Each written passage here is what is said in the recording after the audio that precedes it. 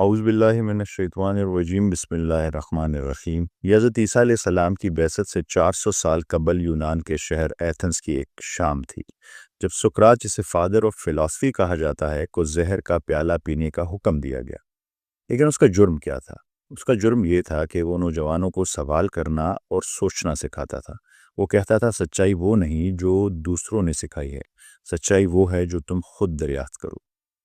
جب جج نے فیصلہ سنایا تو دوستوں نے سقراط سے کہا معافی مانگ لو، جھک جاؤ، مگر سقراط مسکرا کر بولا میں مر تو جاؤں گا مگر سچائی زندہ رہے گی، کیونکہ سچائی وہ ہوتی ہے جو سوالات کا سامنا کر سکے۔ یہ کہہ کر اس نے زہر کا پیالہ پیا اور تاریخ میں ہمیشہ ہمیشہ کے لیے امر ہو گیا۔ جو لوگ حقیقت پر ہوتے ہیں وہ آپ کو سوال کرنے سے نہیں روکتے، بلکہ آپ کو سوال کرنے پر اکساتے ہیں۔ وہ آپ کو غور و فکر پر مجبور کرتے ہیں، اور یہی اسلوب قرآن شریف کا ہے جو بار بار کہتا ہے کیا تم غور و فکر نہیں کرتے؟ قرآن شریف فرماتا ہے کہ جو لوگ عقل استعمال نہیں کرتے وہ بدترین جانور ہیں، جیسے ہم نے پچھلی قسط میں اس کے بارے میں بات کی، اور بتاتا ہے کہ خیر کثیر عقل رکھنے والوں کے لیے ہے۔ ساتھ ہی جہنم میں جانے کی ایک بڑی وجہ غور و فکر سے گریز اور عقل کا استعمال نہ کرنا ہے۔ لیکن ہمارا آج کا سوال یہ ہے کہ ہمیں اپنی عقل کہاں استعمال کرنی چاہیے؟ غنی خان بابا پشتو کے ایک مشہور شاعر ہیں، وہ کہتے ہیں ربا ربا زما ربا لیونے شم پا فکرونو نو سنگ غم غنی لورکم د قیامت او حسابونو سنگ امنم تاجور کو دا اسمان او زمکا دیلا چی خیام روان پا زور کی د توافونو دکا دیلا۔ یعنی تم عادتاً یا مجبوراً جو سجدہ کرتے ہو، اگر تمہیں آسمان و زمین کے رازوں کا ادراک ہو جائے تو تم بے اختیار سجدے میں گر پڑو گے۔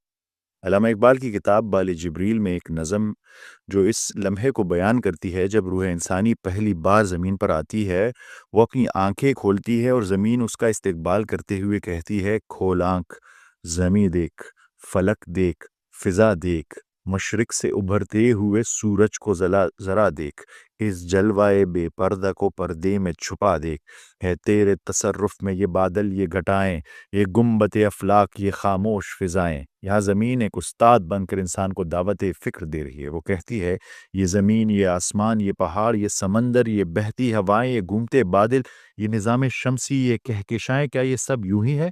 کیا ان کے پیچھے کوئی راز نہیں؟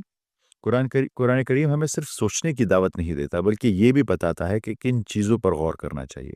قرآن شریف کی ایک انتہائی خوبصورت آیت ہے، اور میں چاہوں گا کہ آپ یہ آیت قاری مشاری راشد الافاسی کی آواز میں سنیں۔ جب بھی میں اسے سنتا ہوں میری کیفیت بدل جاتی ہے، جیسے میرے اندر کچھ تھا، ایک تشنگی، ایک پیاس، ایک اضطراب جو برسوں سے بے قرار تھی، اور یہ آیت سن کے جیسے مجھے کوئی راستہ مل گیا ہو۔ یہ وہ کیفیت ہے جسے شاید الفاظ میں مکمل طور پر بیان نہ کیا جا سکے۔ میں چاہتا ہوں کہ آپ بھی وہی محسوس کریں جو میں اس آیت کو سن کر محسوس کر سکوں۔ شاید یہ الفاظ آپ کے اندر بھی کوئی نیا در کھول دیں۔ ان فی خلق السماوات والارض واختلاف الليل والنهار والفلك التي تجري في البحر بما ينفع الناس وما انزل الله من السماء من ماء فأحيا به الأرض بعد موتها وبث فيها من كل دابة وتصريف الرياح والسحاب المسخر بين السماء والأرض لآيات لقوم يعقلون۔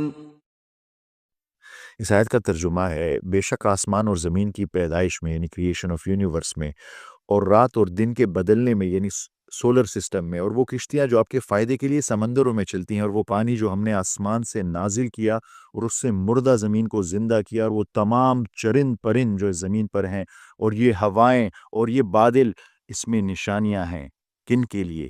لآیات لقوم یعقلون، ان لوگوں کے لیے جو عقل سے کام لیتے ہیں۔ یعنی ان تمام چیزوں پر آپ نے اپنی عقل استعمال کرنی ہے، آپ نے غور و فکر کرنا ہے۔ یہ نشانیاں ان کے لیے ہیں جو سوچنے کا ہنر رکھتے ہیں، جو دیکھ کر بھی اندھے نہیں بنتے، جو سن کر بھی بہرے نہیں رہتے۔ یہ وہ راز ہیں جنہیں اگر سمجھ لیا جائے تو سجدہ عادت نہیں رہے گا، بلکہ بے اختیار، بے خودی میں، عشق میں پیشانی خاک پر جھک جائے گی۔ کیا آپ نے کبھی غور کیا ان چیزوں پر؟ کیا آپ نے کبھی ان سوالات پر غور کیا جو قرآن شریف نے ہم سے سورہ غاشیہ میں پوچھے ہیں؟ افلا ینظرون الی الابل کیف خلقت والی السماء کیف رفعت والی الجبال کیف نصبت والی الارض کیف سطحت؟ کیا وہ نہیں دیکھتے کہ اونٹ کو کیسے پیدا کیا گیا ہے اور آسمان کو کیسے بلند کیا گیا ہے، اور یہ پہاڑ زمین میں کیسے گاڑے گئے ہیں اور زمین کو کیسے بچھا دیا گیا ہے؟